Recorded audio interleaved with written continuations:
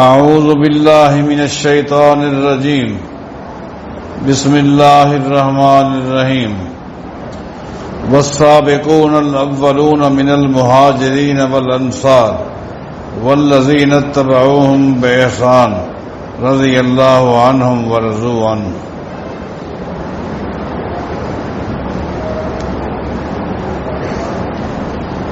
حج کا موسم تھا،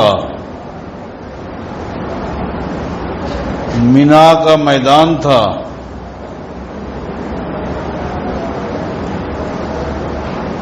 مسلمانوں کے تیسرے خلیفہ سیدنا عثمان بن عفان رضی اللہ تعالیٰ عنہ نے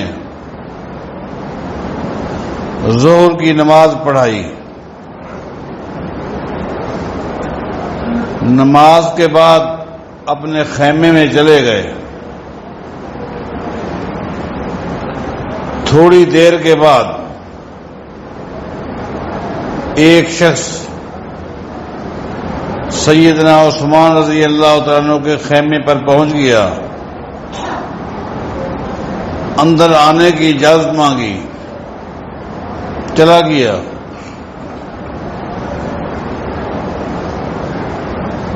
اس شخص نے سیدنا عثمان رضی اللہ تعالیٰ عنہ کی وہ نماز جو انہوں نے مینا کے میدان میں پڑھائی تھی اس پر اعتراض کر دیا، اس کو چیلنج کر دیا۔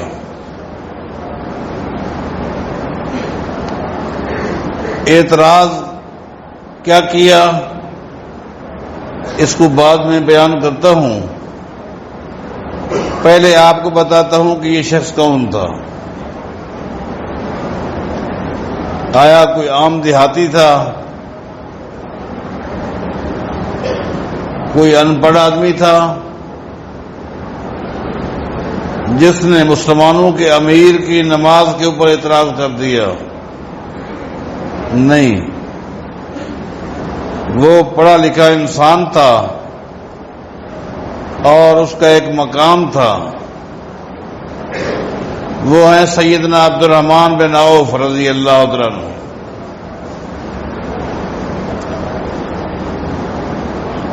جو عشرہ مبشرہ میں سے ہیں۔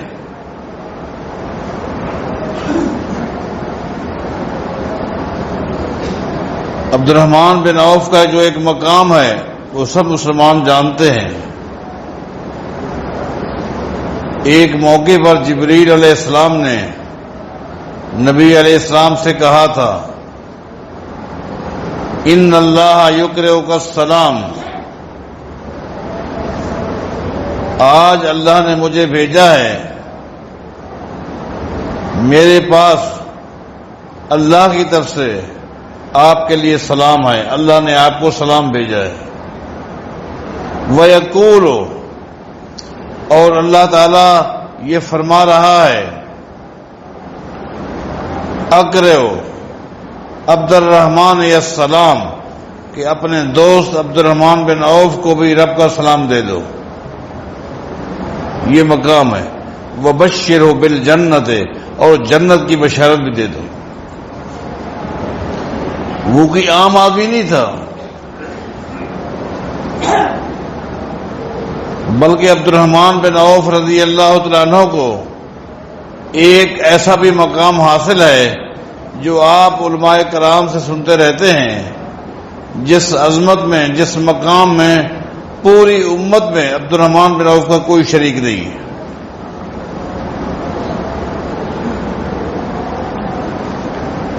جسے امام ابن شبہ نے ذکر کیا ہے، اسی طرح امام ذہبی بھی سیر کے اندر اختصار کے ساتھ لائے ہیں۔ طبقات ابن سعد کبریٰ کے اندر اس کی تفسیر بھی موجود ہے کہ جس وقت نبی علیہ السلام فوت ہو گئے، یہ بتانا چاہتا ہوں کہ کسی عام آدمی نے چیلنج نہیں کیا۔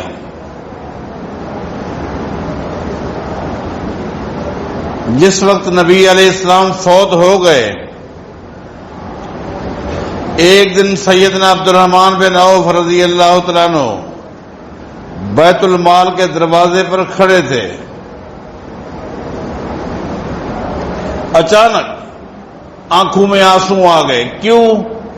دیکھا کہ ایک غلام ہے اور نبی علیہ الصلوۃ والسلام کے ہر گھر میں جو چیز بھی نبی علیہ السلام کی تھی وہ بیت المال میں جمع کر رہا ہے.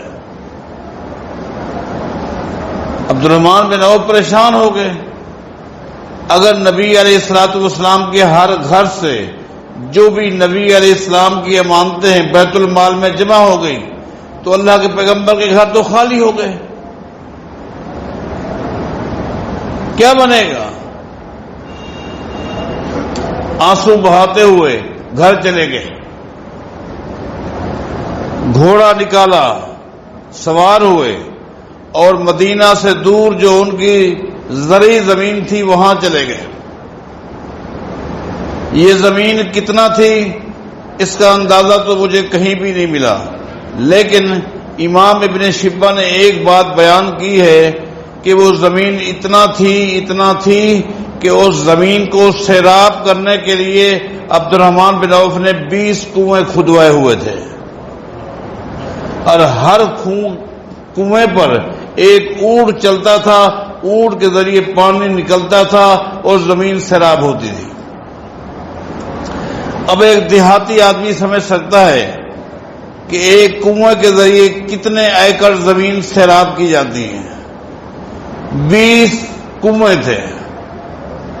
وہاں گئے اور جا کر اعلان کر دیا، علاقے والوں کو بتا دیا یہ میری پوری زمین برائے فروخت ہے، جس نے جتنا لینی ہو آئے اور پیسے دے، الاٹمنٹ لے. جب تک یہ پوری زمین نہیں بکی عبد الرحمن بن عوف اسی کھیت میں بیٹھے رہے. زمین فروخت کر کے گھر آئے. ایک آدمی کا انتخاب کیا رازدانی کے لیے. یہ کون ہے؟ سیدنا بلال رضی اللہ عنہ. اپنے کمرے میں بٹھایا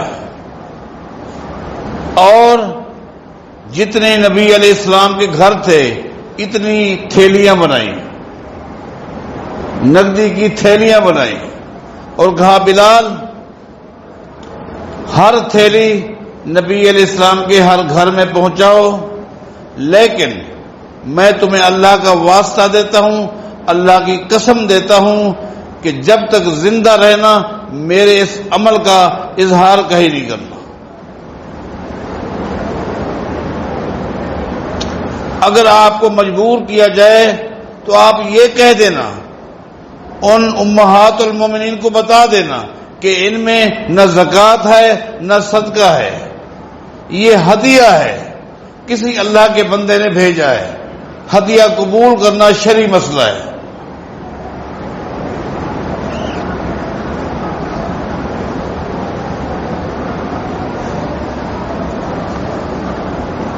سیدنا بلال رضی اللہ تعالیٰ عنہ پہلی تھیلی لے کر سید عائشہ کے دروازے پر گئے رضی اللہ عنہ. دستک دی. کون؟ بلال. کیسے آنا ہوا؟ اللہ کی کسی بندے نے ایک ہدیہ بھیجا ہے، نہ یہ زکوٰۃ ہے نہ صدقہ ہے، اس کو قبول کیجیے. ام المومنین سید عائشہ فرماتی ہے کون ہے؟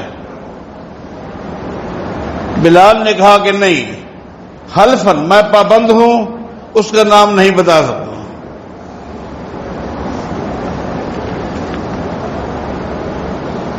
سید عائشہ رضی اللہ عنہ فرماتی ہیں بلال تو پابند ہے نا، میں تو نہیں ہوں نا، میں تمہیں بتاؤں کہ یہ کون ہے؟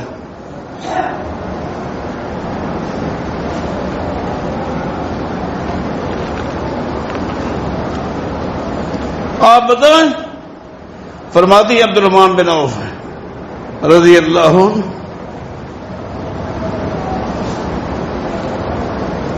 ام المومنین آپ کو کیسے معلوم ہوا؟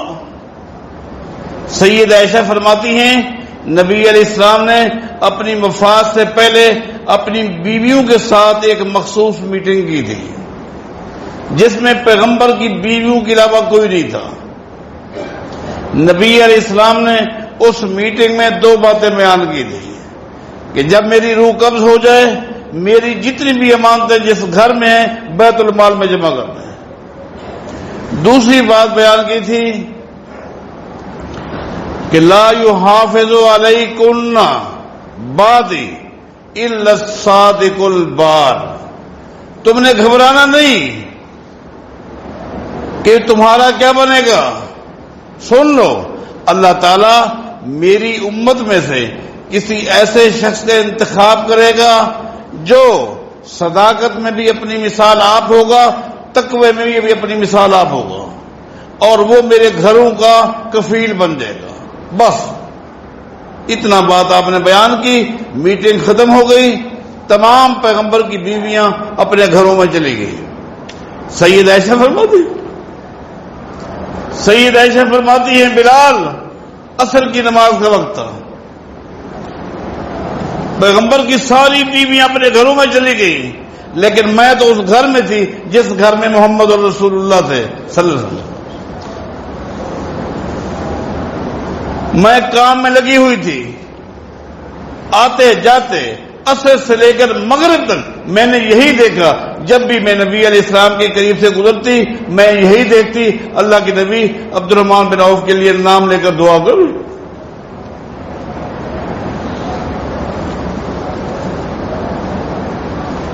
مجھے اسی وقت یقین ہو گیا تھا کہ اللہ نے اپنے پیغمبر کو بتا دیا ہے کہ تیرے جانے کے بعد تیرے گھر والوں کو کفیل کس کو بناؤں گا. تو یہ عبد الرحمن بن عوف ہے رضی اللہ عنہ.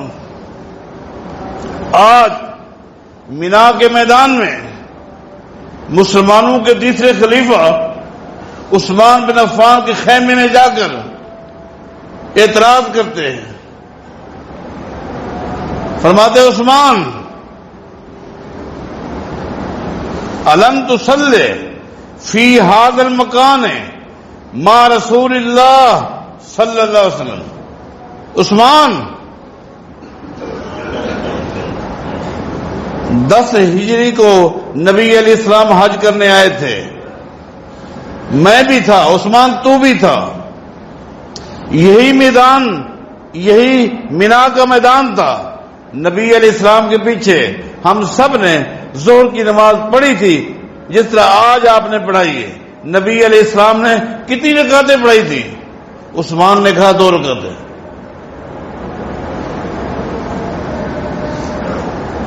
الم تصلی مع ابی بکر، نبی علیہ السلام کے چلے جانے کے بعد ابو بکر صدیق خلیفہ بنے. اسی جگہ پر ابو بکر نے نماز پڑھائی تھی اسی مینا کے میدان میں.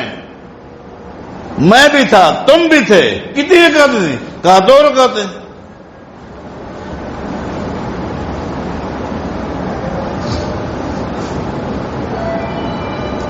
عمر بن خطاب خلیفہ بنے، ہر سال حج کے لیے آتے تھے. میں بھی آتا تھا، تو بھی آتا تھا.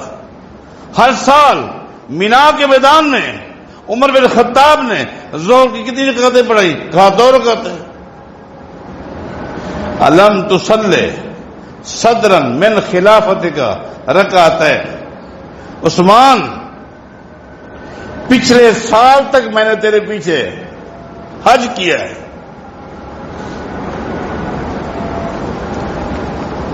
پچھلے سال بھی تو نے اسی مینا کے میدان میں ظہر کی 2 رکعتیں پڑھائی ہیں.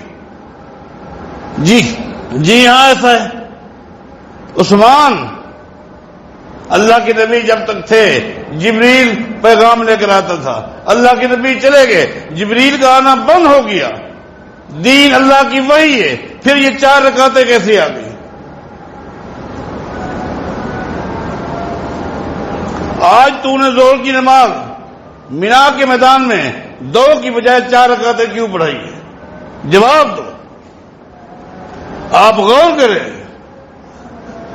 یہ ہمارے سلف صالحین ہیں. دین کس کو سمجھتے تھے؟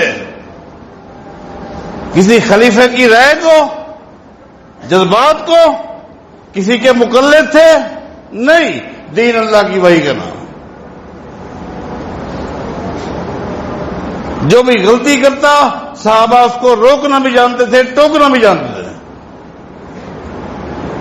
آج ہم نے دین کو شطرنج کے کھیل بنا دیا، دین کو امت میں تقسیم کر لیا گیا. کہا پچھلے سال بھی میں نے آپ کے پیچھے حج کیا، آپ نے اسی مینا کے میدان میں ظہر کی 2 رکعتیں پڑھائی تھی، آج 4 کیوں پڑھائی؟ سیدنا عثمان رضی اللہ تعالیٰ عنہ نے بہت ساری باتیں پیش کی. ہمارے پاس چونکہ اتفاق کا ٹائم مختصر ہے، آخری بات بتاتا ہوں، آخری بات جو عثمان غنی نے بطور دلیل کے پیش کی. بہت ساری باتیں کہیں، مثلا یہ کہا اے عبد الرحمن، مینا کے قریب ہی میری بیوی رہتی ہے، طائف میں آپ کو پتا ہے سب سے بڑی تجارت اس وقت میری ہے، وغیرہ وغیرہ. آخری بات یہ بھی کہی پچھلے سال یمن سے ایک قافلہ آیا تھا حج کرنے کے لیے. جب وہ حج کر کے گئے، انہوں نے یمن کے کونے کونے میں جا کر اعلان کر دیا، لوگوں جو 4 رکعت والی نماز تھی اب 2 رکعت والی ہو گئی. ان الصلاۃ للمقیم رکعتان، ہر جگہ بورڈ لگا دیا، ان الصلاۃ للمقیم رکعتان. لوگوں 3 نمازیں جو 4 رکعت والی ہیں اب وہ 2 رکعتوں والی ہو گئی.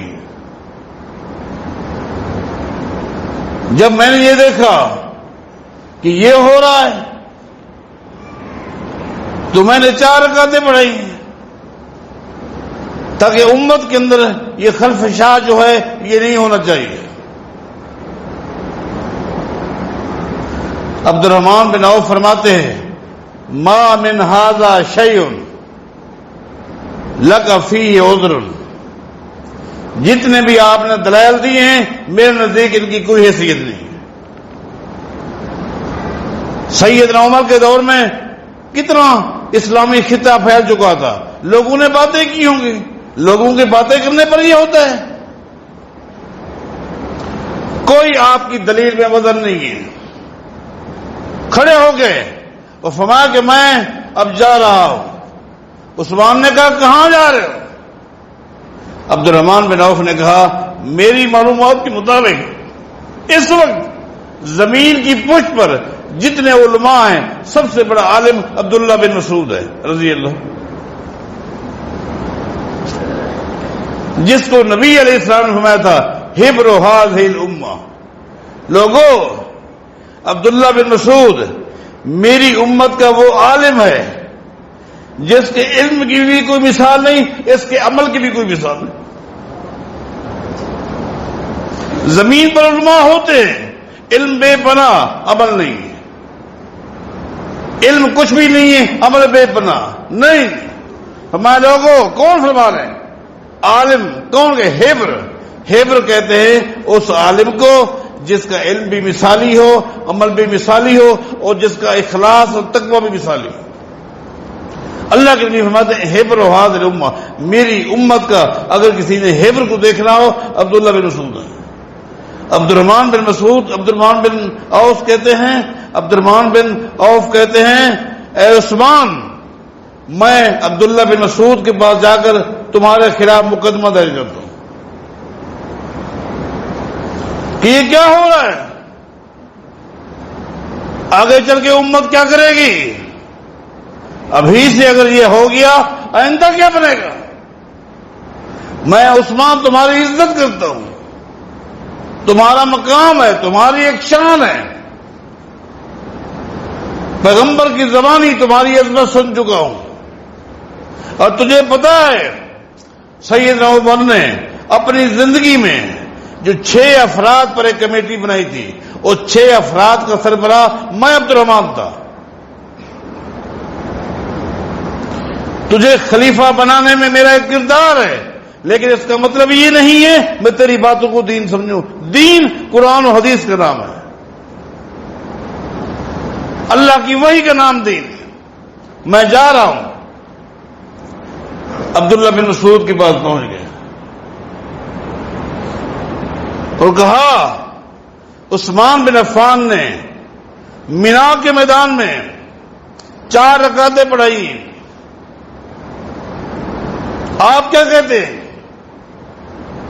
عبداللہ بن مسعود میں علم بھی تھا، حلم بھی تھا، تحمل مزاجی بھی تھی، دور اندیشی بھی تھی، بڑی خوبیوں کے مالک تھے.